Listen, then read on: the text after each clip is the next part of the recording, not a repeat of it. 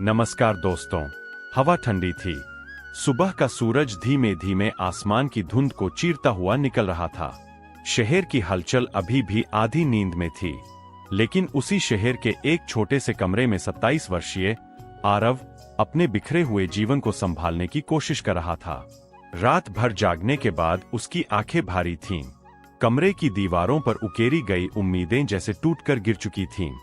Phone बार बार चमककर बुझ जाता। कोई कॉल नहीं, कोई संदेश नहीं। जिन लोगों के लिए वह सब कुछ कर गुजरता था, वही लोग उसे अब व्यस्त हूं या बाद में बात करता हूं कहकर हटाते जा रहे थे। आरव ने धीरे से कहा, क्यों? आखिर क्यों हर रिश्ता मुझसे दूर हो रहा है? उसके भीतर एक दर्द था। वह दर्द जो उन लोगों के कारण पैदा हुआ था जिन्हें उसने अपना समझा, पर जिन्होंने सिर्फ उसके दिल का इस्तेमाल किया। एक शाम जब आरव टूटे मन से पार्क में बैठा था, उसके बगल में एक बुजुर्ग बाबा बैठे थे। सफेद दाढ़ी, शांत चेहरा, गहरी आंखें, जैसे भीतर पूरा ब्रह्मांड समाये हुए हों। वह बोले, बेटा, क्यों इतना भारी मन लेकर घूम रहे हो? आरव ने हल्की हंसी के साथ जवाब दिया, आप समझ नहीं पाएंगे। बाबा मुस्कुराए, समझूंगा तभी तो पूछ रहा हूं। बोलो। आरव का दिल खुल गया। उसने रिश्तों की टूटन, धोखे, अकेलेपन और अपनी ही लोगों से मिली ठेस की बातें बताईं। बाबा शांत रहे, फिर बोले, दीपक को देखो। वह अकेला जलता है, लेकिन पूरा कमरा रोशन करता है। इंसान को अकेले चलना सीखना पड़ता है, तभी वह अपने भीतर की रोशनी को पहचान पाता है। आरव को लगा कि किसी ने उसके दिल की गांठ खोल दी। बाबा ने कहा, हर इंसान में कमियां होती है। अगर रिश्ते निभाने हैं तो कुछ कमियों को नजरअंदाज करना सीखो, लेकिन जो बार बार अपमान करे उसे छोड़ देना ही समझदारी है। आरव ने पूछा, फिर अपना कौन है? बाबा बोले, वही जो तुम्हारे बुरे वक्त में तुम्हारे साथ खड़ा रहे। बाकी सब भीड़ है, चेहरों की भीड़। इन शब्दों ने आरव के मन में कहीं गहरा असर किया। कुछ दिनों बाद आरव की नौकरी चली गई, उसी शहर में जहां वह किसी जमाने में स्टार कर्मचारी माना जाता था। उसने सोचा, अब कौन साथ देगा? जिन्हें उसने कभी सहारा दिया था उन्हें फोन किया, लेकिन किसी ने फोन नहीं उठाया। किसी ने बहाना बना दिया। किसी ने कहा, भाई मैं थोड़ा व्यस्त हूं। उसे समझ आया, जो इंसान तुम्हें बार बार आजमाता है वह तुम्हें खो चुका होता है। उसका मन रोया, लेकिन वह किसी के सामने नहीं टूटा। वह सड़क पर अकेला चलता रहा और एहसास हुआ, यह दुनिया मीठा झूठ पसंद करती है। कड़वा सच कहने वालों को अक्सर अकेले रहना पड़ता है। शाम को घर लौटकर उसने मां को अपनी परेशानी बताई। मां ने बस उसके सिर पर हाथ फेरा और कहा, बेटा, दुनिया चाहे बदले, पर भगवान और मां का आशीर्वाद कभी नहीं बदलता। तू बस कर्म करता रह। यह वह ऊर्जा थी जिसने उसके टूटे हुए मन को फिर से उठाया।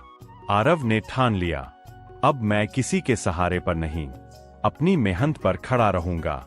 उसने हर दिन सुबह सूर्योदय के समय पार्क जाना शुरू किया। बाबा से मुलाकातें रोज होने लगीं। एक दिन बाबा बोले, खुद को इतना मजबूत बनाओ कि परिस्थितियां तुम्हें हिला न सकें। अच्छाई करो, पर उम्मीद मत रखो, और सबसे जरूरी, अपने आत्मसम्मान को कभी मत गिरने दो। इन बातों ने धीरे धीरे उसके भीतर एक नया व्यक्तित्व खड़ा करना शुरू कर दिया। कई महीने बीत गए। आरव ने अपना छोटा सा बिजनेस शुरू किया। कमाई कम थी, पर सम्मान बड़ा था। इसी दौरान वह अपने पुराने मित्र विवेक से मिला। विवेक मुस्कुराते हुए बोला, यार, तुम तो बदल गए, बहुत बड़े आदमी बन गए। लेकिन भीतर वह जल रहा था, ईर्ष्या कर रहा था।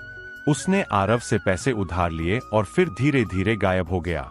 बाबा ने हंसते हुए कहा, अगर किसी को अपनी जिंदगी से हटाना हो, उसे पैसे उधार दे दो, वह खुद ही चला जाएगा। आरव को पहली बार समझ आया, धोखा भी एक गुरु होता है। आरव की मुलाकात एक लड़की अनाया से हुई। सच्चा दिल, साफ आंखें, सरल स्वभाव, दोनों में दोस्ती हुई, फिर अपनापन, फिर प्रेम। लेकिन संसार की तरह यह रिश्ता भी एक परीक्षा लेकर आया। कभी अनाया व्यस्त रहती, कभी चुप हो जाती, कभी नाराज, कभी शिकायत। आरव हर बार अपनी गलती मान लेता, पर एक दिन उसने देखा अनाया उसे सिर्फ अपने समय में ही याद करती थी, बाकी दिनों उसकी परवाह नहीं करती थी। उस रात बाबा ने कहा, प्रेम करो पर आत्मसम्मान की कीमत पर नहीं। यदि कोई तुम्हारी कदर नहीं करता तो उससे दूर होना ही बेहतर है। आरव ने भारी दिल से वह रिश्ता छोड़ दिया, लेकिन पहली बार उसने खुद को नहीं खोया। समय बीतता गया, आरव का काम बढ़ने लगा, लोग जुड़ने लगे। अब लोग उसकी मुस्कान के पीछे के आंसू नहीं देख पाते थे, लेकिन उसकी सफलता देखकर प्रभावित होते थे। एक दिन बाबा ने कहा, भीड़ में वही चेहरे पहचान जाते हैं जिन्होंने अपने कर्मों से अपनी पहचान बनाई हो। आरव ने सीमेंट की तरह खुद को ढाला, नरमी से लोगों को जोड़ा और सख्ती से रिश्तों को मजबूत रखा। एक आखिरी परीक्षा अभी बाकी थी। एक दिन आरव पर झूठे आरोप लगा दिए गए। लोग बातें करने लगे, सोशल मीडिया पर अफवाहें फैलने लगीं। पहली बार वह भीतर से हिल गया, पूरी दुनिया गलत लगने लगी। तभी बाबा ने उसके कंधे पर हाथ रखा। सच को बस समय चाहिए।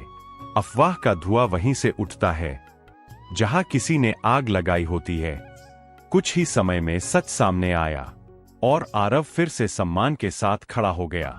एक सुबह बाबा ने कहा, तुम्हारे भीतर जो दीपक है, अब वह खुद को ही नहीं और लोगों को भी रोशनी देगा।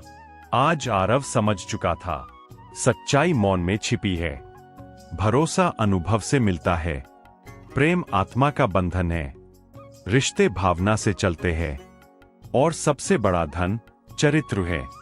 आरव मुस्कुराया, इसी मुस्कान में उसका रूपांतरण था। आज आरव सफल था, लेकिन उससे भी बड़ा। वह अब बुद्धिमान था। वह गरीब बच्चों को पढ़ाने लगा, लोगों के दुख बांटने लगा, युवाओं को प्रेरित करने लगे। वह कहता, जो आज है वही तुम्हारा जीवन है। कल उम्मीद है, लेकिन आज के कर्म ही कल की नींव बनाते हैं। और बाबा, उन्होंने कहा, मैंने अपना काम पूरा कर लिया है, अब तुम खुद किसी के लिए मार्गदर्शक बनोगे। बाबा के शब्द आज भी उसके कानों में गूंजते हैं। जीवन बहते दरिया की तरह है, कचरा किनारे लगता रहेगा, तुम बस बहते रहो, सही दिशा में, सही कर्मों के साथ। और आरव ने यही कर दिखाया। वह अब खुद एक दीपक था, जिसकी रोशनी दूसरों के जीवन को भी दिशा देती थी। कहानी की सीख, कंक्लूजन। रिश्तों का